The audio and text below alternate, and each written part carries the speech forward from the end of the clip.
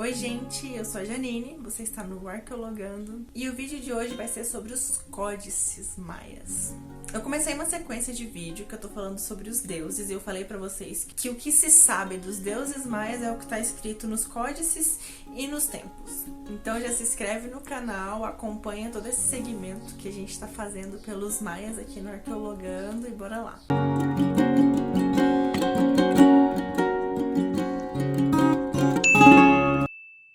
Mas o que são códices maias? Então, códices maias, eles são os livros desdobráveis dos maias pré-hispânicos, ou seja, dos grupos maias antes da colonização. Os textos eles foram escritos com hieróglifos e o papel pelo qual eles foram escritos, eles são conhecidos por nós como papiros. Os papiros maias, eles são a mesma coisa que os papiros egípcios?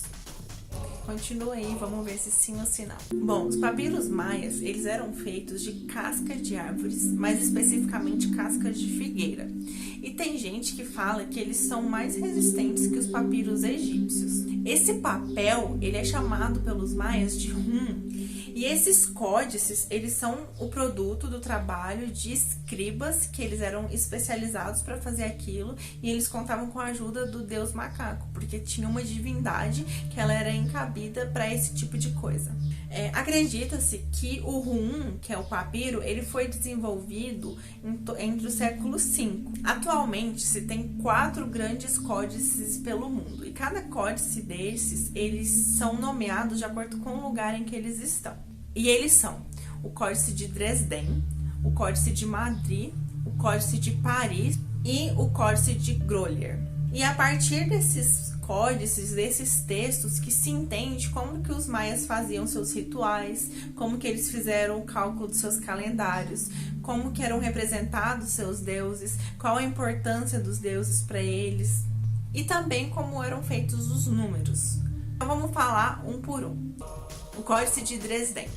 Ele é considerado um dos códices mais importantes atualmente, porque ele descreve várias sessões ritualísticas que eram utilizadas por esses povos, e ele também tem o ciclo de Vênus, que vai falar sobre os eclipses, sobre essas funções astronômicas. Ele está escrito em uma longa folha de papel, que ela se desdobra como se fosse formando um livro. Ele tem 39 páginas frente e verso, e acredita-se que ele foi escrito pouco antes da conquista espanhola. E por alguma maneira ele chegou ali na Europa, e aí ele foi comprado pela Biblioteca Real da Saxônia em 1739. Esse códice, ele descreve, assim, perfeitamente o ciclo de Vênus. E esse ciclo de Vênus, ele também foi feito em forma de calendário, e ele era um calendário extremamente importante para os povos maias. Existiam lugares, edificações, que elas eram feitas só para observação desse planeta, que inclusive eu vou fazer um vídeo sobre.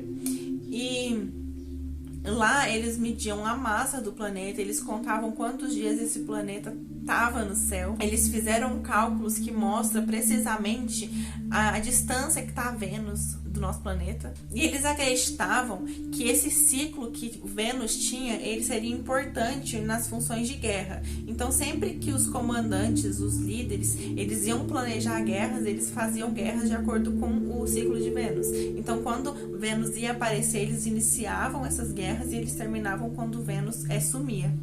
Mas por que Vênus? Eles viram que depois do Sol e da Lua tem uma estrela que ela aparece em certos períodos na parte da manhã e em certos períodos na parte da tarde. E essa estrela é Vênus. Então eles fizeram esse calendário calculando o período de Vênus, e eles dividiram em 4 partes. Que a primeira parte seria a hora que Vênus está como estrela da manhã, que ela dura 236 dias. A segunda parte seria quando Vênus ela some, que é por uns 90 dias, e depois ela reaparece como estrela do entardecer, e ela fica ali 250 dias, e por último ela desaparece por 8 dias, e aí recomeça esse ciclo. E aí várias profecias foram feitas através de cálculos desses ciclos dos planetas, principalmente o planeta de Vênus, e eles não faziam cálculos somente do planeta Vênus, eles também faziam cálculos de planeta como Mercúrio, Júpiter e Marte. Não se esquecendo também do calendário solar, que os maias também fizeram um calendário solar. E todas essas informações elas estão presentes no Códice de Dresden. O segundo códice é o Códice de Madrid. O Códice de Madrid dizem que ele tem a qualidade de execução inferior, que ele foi feito de maneira inferior. Só que ele tem mais detalhes, ele é mais complexo que o Códice de Dresden. Ele tem 116 páginas. Acredita-se que ele foi elaborado por no mínimo 8 escribas diferentes. E ele é subdividido em 2 códices, que é o Códice de Troano e o Códice Cortesiano. E essas duas partes, elas foram reunidas somente em 1888. Esse códice, ele provavelmente foi enviado para a Espanha pelo Hernán Cortés, que foi como se fosse o Cristóvão Colombo, só que espanhol. Atualmente, ele está no Museu da América, em Madrid, na Espanha. Códice de Paris.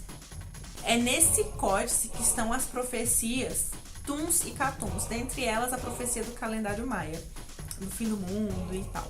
Esse códice, ele foi encontrado numa caixa de lixo, numa biblioteca em Paris, num estado bem ruim. E aí, depois que ele foi encontrado, ele foi transferido para a Biblioteca Nacional em Paris, na França. E o último códice é o Códice de Grolier. Esse códice, ele tem até um livro que foi feito para falar da descoberta dele, que é o livro Breaking the Maya Code, do Michael Cole. O que é a história desse códice? Ele foi achado numa caverna e durante muito tempo ninguém sabia se ele era autêntico, porque sim, gente, tinha gente falsificando esses códices. Talvez por valor, não sei por quê. E ele não se trata de um códice completo, ele é um códice que ele tinha 11 páginas, ele foi achado com 11 páginas, mas acredita-se que ele tinha 20. Esse códice, ele foi digitalizado, ele tem na internet para quem quiser ver. E ele é muito menos detalhado quando comparado aos outros. Nesse códice, cada página tem um deus ou um herói, que ele tá olhando pro lado esquerdo. No alto de cada página você tem um número. E na página esquerda tem o que parece ser datas. Foi feita uma análise radiocarbônica nele e ele datou de 1230. Logo depois dessa descoberta, ele foi levado para o clube de Grolier, em Nova York, e atualmente ele encontra-se desaparecido. Como eu disse para vocês, ele foi um fragmento, e aí depois foram feitas expedições para achar os restantes desse códice. E aí também teve outra polêmica por trás desse códice, porque ele foi mandado para ser traduzido. E aí pesquisadores traduziram, e aí teve uma briga, eu que traduzi, não, foi você traduziu de tal maneira e tal. Teve altos rolês aí por causa desse códice. Bom, gente, o vídeo de hoje é isso. Espero que vocês tenham gostado. Se inscrevam no canal, comenta aqui o que você achou. E até o próximo vídeo.